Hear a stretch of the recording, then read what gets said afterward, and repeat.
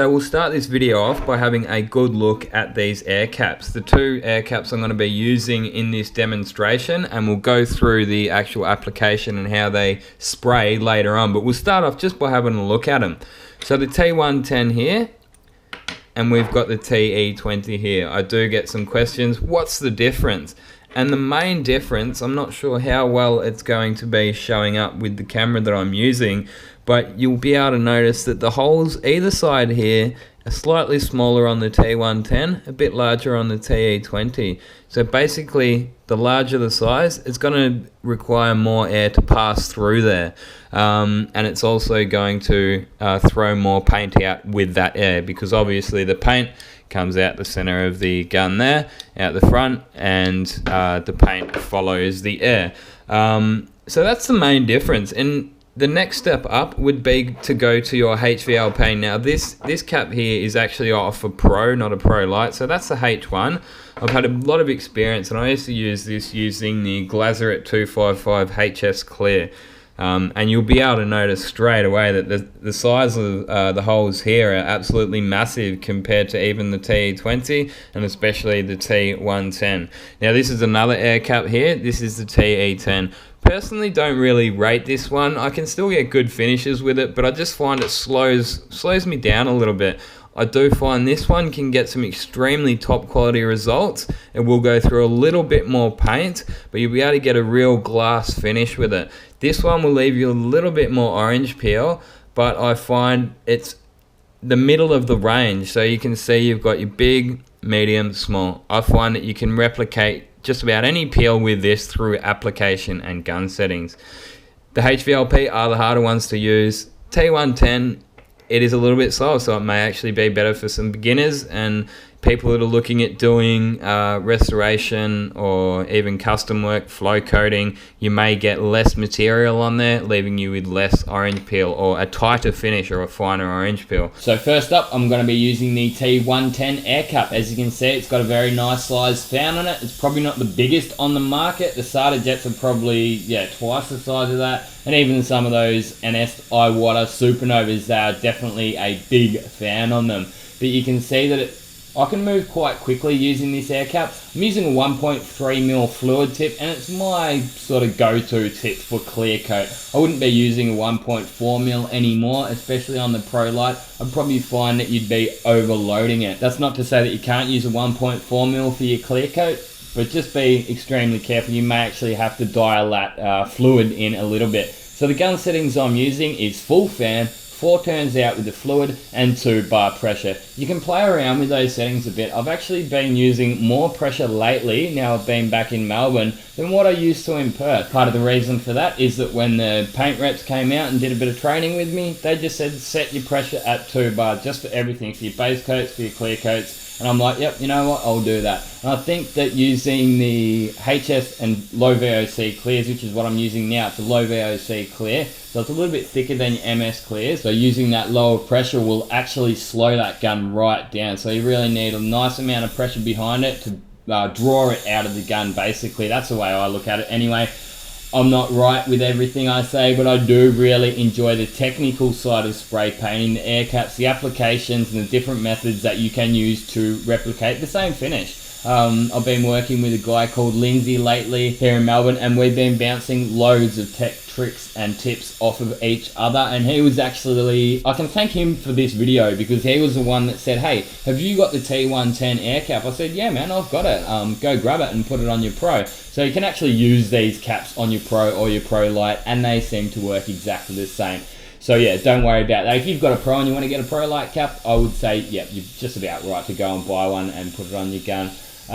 But yeah, he was the one that said, hey, what's the T110 like? I said, yeah, give it a shot, man. And he used it, and he's like, man, I love that cap. And he's actually going to go out and buy himself one of these. He has got so many spray guns, but he's been using his GTI Pro lately and loving it for his clear coat. So that really does say something about the Pro and the Pro Light. when you've got highly skilled tradesmen going straight to that gun. Even like myself, you know, I do find myself going to this Pro Light quite a lot, and it is ideal for getting this Mazda peel, which is actually, this is the first job I used it on for probably a month or so, and I did specifically decide to use it on that Mazda because they have a very tight, and it's not like a very thick orange peel, it's just a very fine orange peel, and it nailed that orange peel. I'll give you a bit more of a look over that car later on.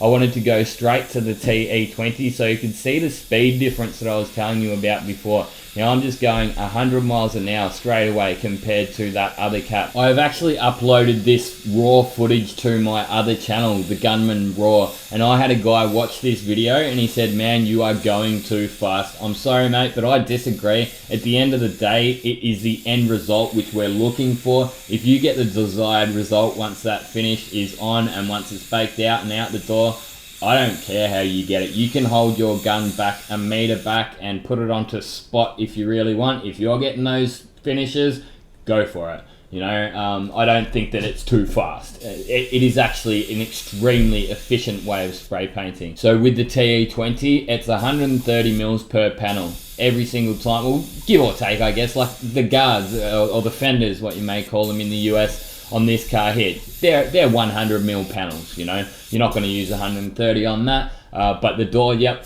that's 130 mil panel. Bumper bar, I say 300 mils. I like to do 2 coats on the bumper bars. Some people like to do 1 coat, and that's entirely up to you. With these VOC clears and your HS clears, you're actually fine to do 1 coat on bumper bars. Personally, wouldn't recommend it on body panels as much as anything. It just gives you that little bit more material to polish into. Say you're doing a few denibs, or even down the track, you know, 2 or 3 years down the track.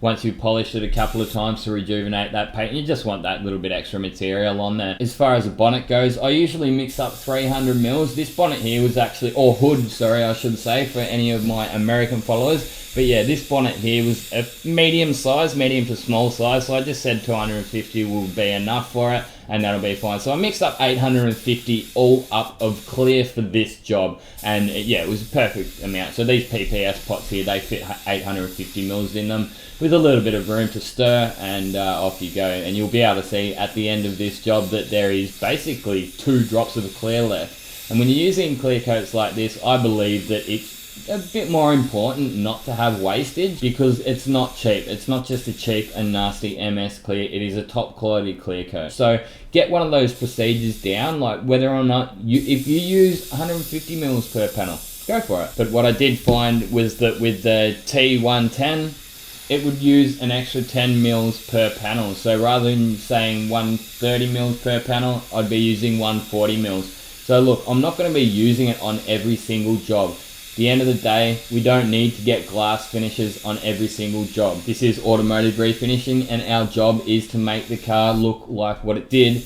before it got into the accident. There is no use in going and making half of the car look like absolute glass, totally dead flat, and the rest of it's got a Euro orange peel in it. So yeah, the TE20 is still my go-to cap. I recommend it. I have recommended this cap for quite some time now. It is actually quite similar to the T2 air cap if you've got the GTI Pro. Don't forget that you might speak to the next guy and he'll totally disagree. He'll be like, nah, the T110 is the cap for me. I absolutely love it. I can get exactly the right orange peel on every single car with it. These are my opinions, just like all of my videos. But after watching some of the other YouTube videos out there, I can see why I've got such a decent following in such a short amount of time. Because some of them, they're just really hard to follow, and they don't include the amount of tech info that I do. And I do have a passion for this trade, and why wouldn't I? Have a look at this finish. I'm absolutely smashing that coat of clear on. And it looks OEM, baby. Yes, absolutely love it. Like, this is what I live for, putting a mad coat of clear down like this. Just watch it.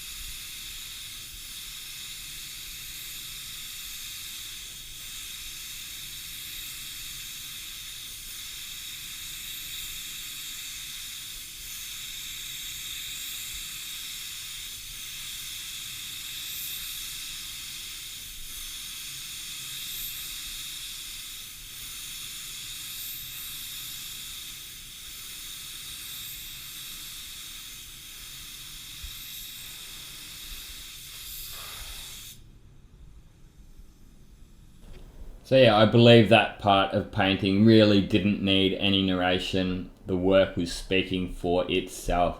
Have a look at that finish.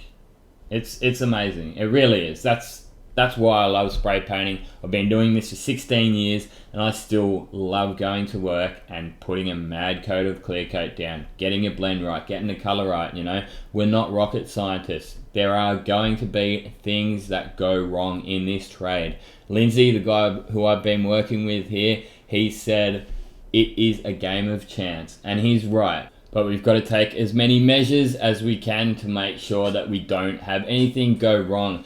Now, sadly, I've seen firsthand the way the corporate mentality is taking over this trade. I don't like it, and I don't want to hang around to see it. I quit this job today and I'm moving back to Perth. It seems like Perth is a little bit behind the times, and the panel shops are sticking up for themselves a little bit more by not giving in to those big corporate companies who are just pumping out numbers, where the quality of your work really isn't worried about as much, and it's all to do with numbers and as quick as you can get it done. I don't mind working fast. I enjoy working fast. I enjoy pumping out good quality work. But when something does go wrong and it doesn't get fixed, I don't like it.